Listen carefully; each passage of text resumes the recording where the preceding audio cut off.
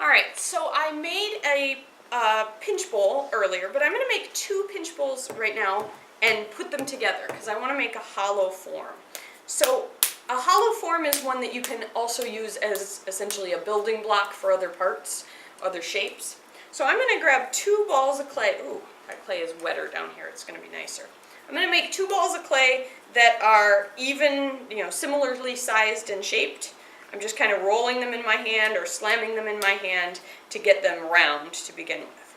Now I'm going to press my fingers down and open this pinch pot up. I'm going to do it real fast. You guys are going to go slower because you're learning how to do this. But I'm going to go fast because you can watch me do one more slowly in the other video.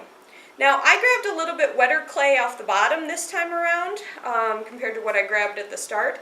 And this is doing a little bit less cracking on me. It still does some, but a little bit less. If you're having a lot of cracking in your pinch bowls, you might want to look for a little bit wetter clay. Clay that's been sitting out for a while, if you got it at the start of class and you've been working for 2 hours, it might be too dry just by sitting out in the air. We live in a dry area, remember, and so the clay can dry out pretty fast. So I've made these two pinch pots. They're pretty even thickness from the bottom to the top. Their diameters are about the same, and so I'm actually going to put them together. Now, because they're nice and wet, I'm not going to score and slip. If I were putting leather hard pieces together, I would score and slip.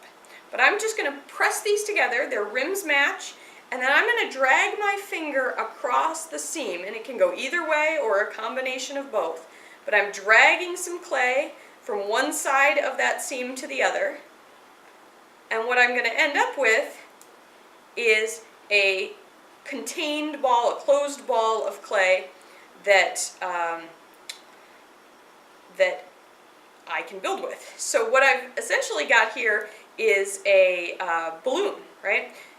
With a balloon, if you push on one side, don't do it too hard because it's clay and it'll break, but if you push gently on one side, it'll get bigger on the other side. So one of the things I often use is a paddle. I left my paddle over there. It's right next to that blue spinny thing. But I can use my fingers as well, my hands as well. Thank you.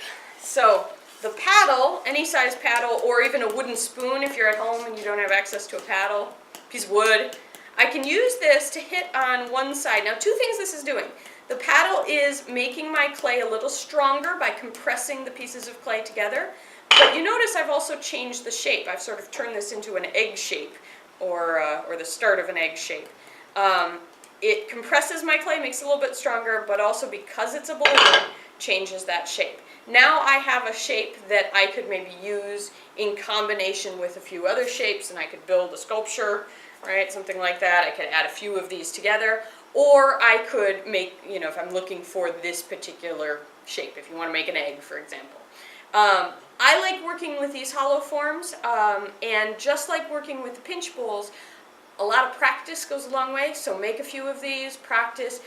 It gives you a good feel of how thick the clay is just by using your hands. Thanks.